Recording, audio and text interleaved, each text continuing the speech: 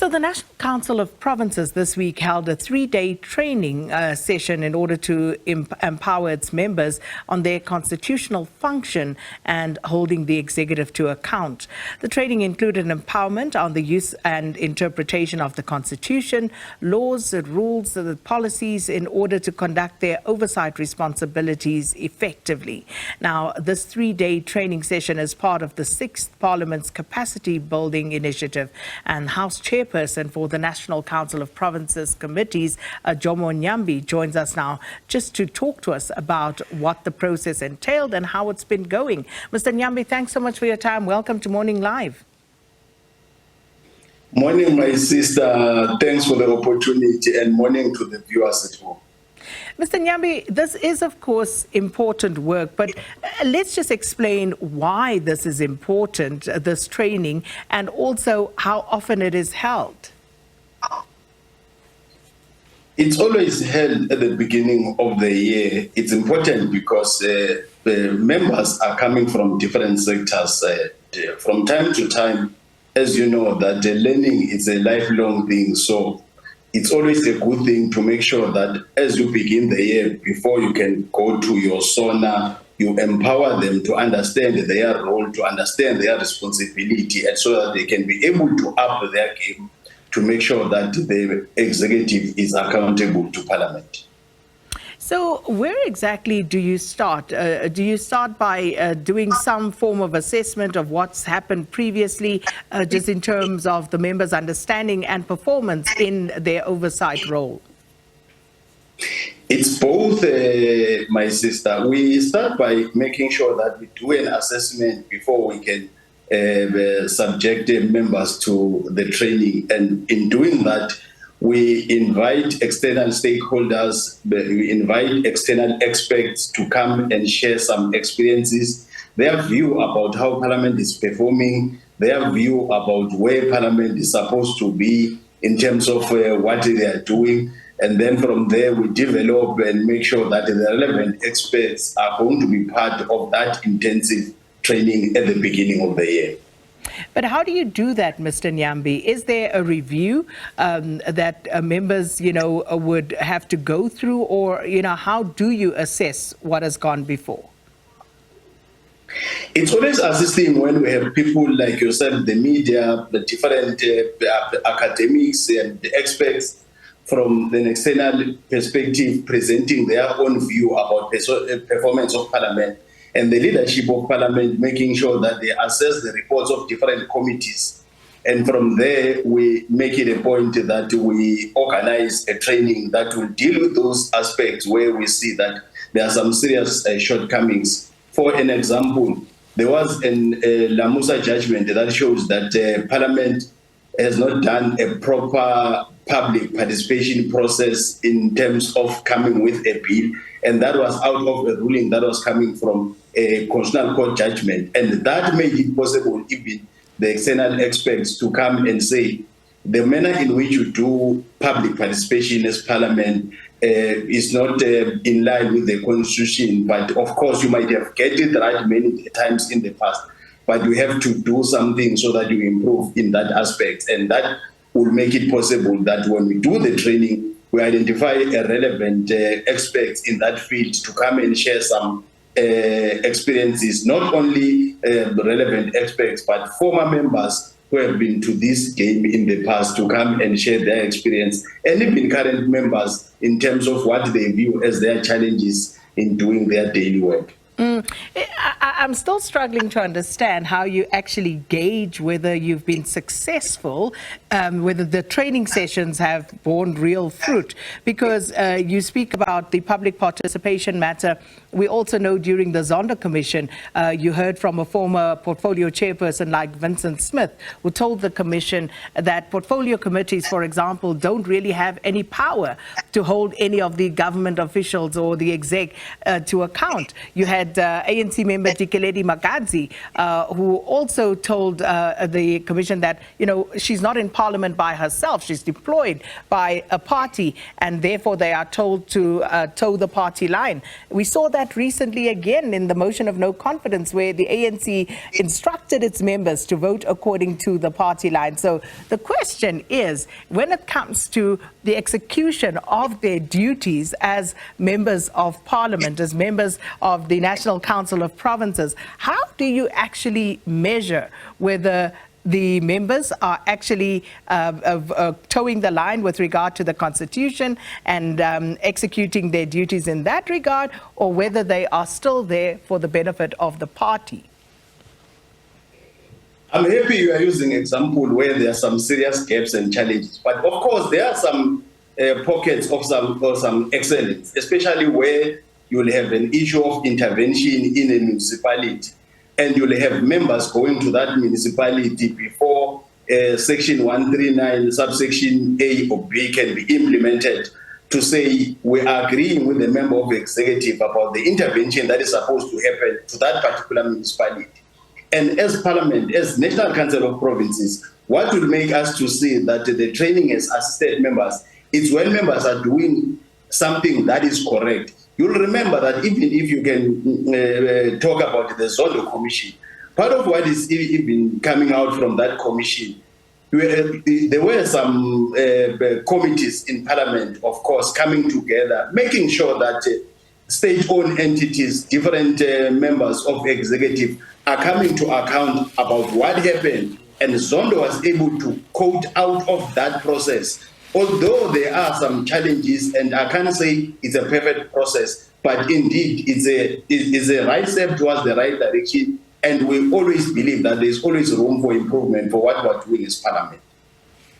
So in that, we also saw Chief Justice Raymond Zondo saying that, and I actually put that down here, he was saying that he needed to consider whether the ANC had actually stopped its members of parliament from honouring their constitutional obligation. And this, of course, then raises the question, given the example that I just cited previously about MPs being told to toe the party line in that motion of no confidence vote, where does this leave us? Will South Africans at some point see things done differently after this workshop, where members of parliament will actually understand that it is their obligation to the Constitution that is actually sacrosanct? Members of Parliament, I can confirm that many a times they always get it right. And of course, there are some instances where they will get it wrong, as it's not a perfect process. You'll remember, my sister, that not so long ago, we decided to deal with the electoral bill that is in the process of being finalized now. It's picking up some of the challenges as we are grappling with deepening our democracy as South Africa.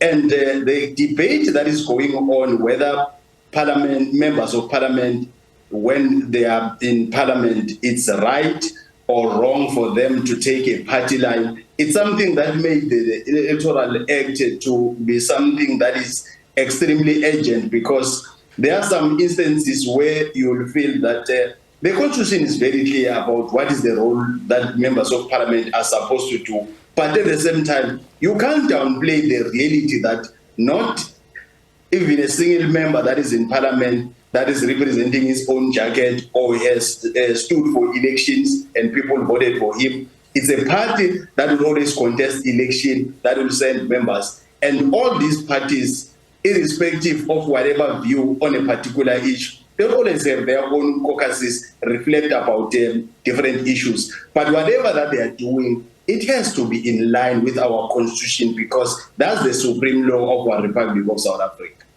So just getting back to the workshop, in terms of the 3-day workshop, just talk us through what has been done so far in rather exact terms, if you can, Mr. Nyambi, and also the cost for this. What is the budget for these sessions at the beginning of the year?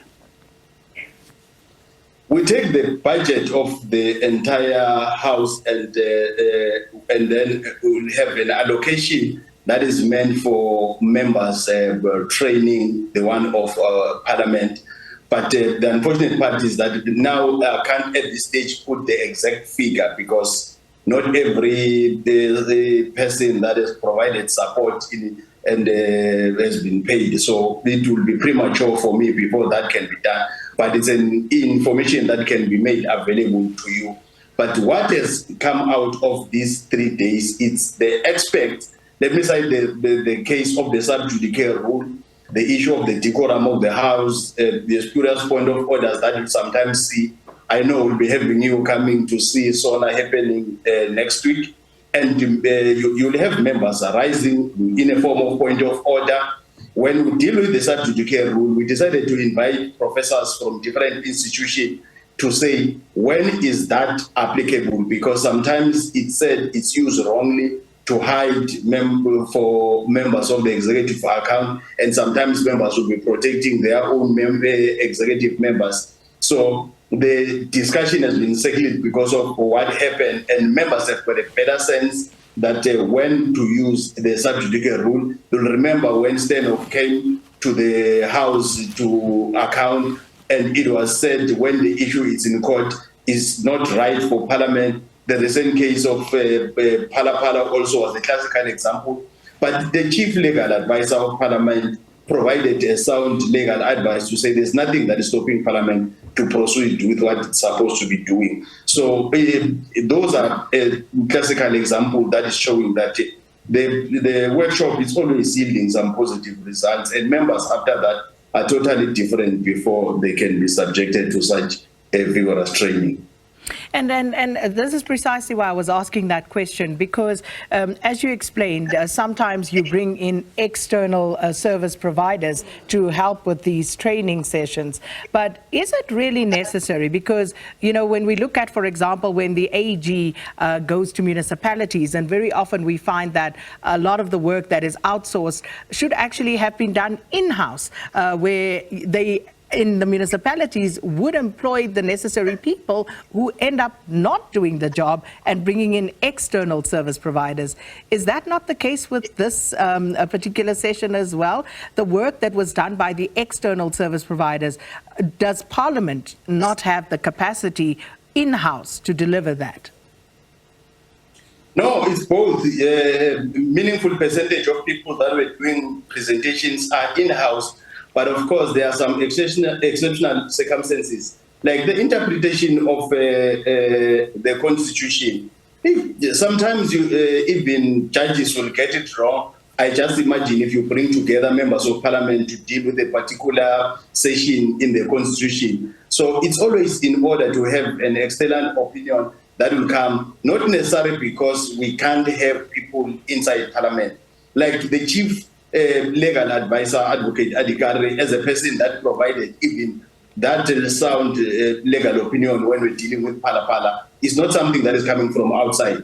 It's somebody that is from within. And even in the past 3 days, she was part of the panel sitting with them, professors arguing about some interpretations of the role of how we interpret some sections in the Constitution. And I entirely agree with you that when dealing with municipalities and dealing with departments, we'll always argue that not everything that has to be outsourced, because you'll see them outsourcing, but it's not even yielding the positive results. And there are things that can be done in-house. And that's what we've been doing as Parliament. And as members, we've been sharing the past 3 days practical experiences of how we're doing things and how we've experienced ourselves as members of Parliament, and how we can assist each other in making sure that we improve and we make South Africans that we represent to be proud of what we're doing.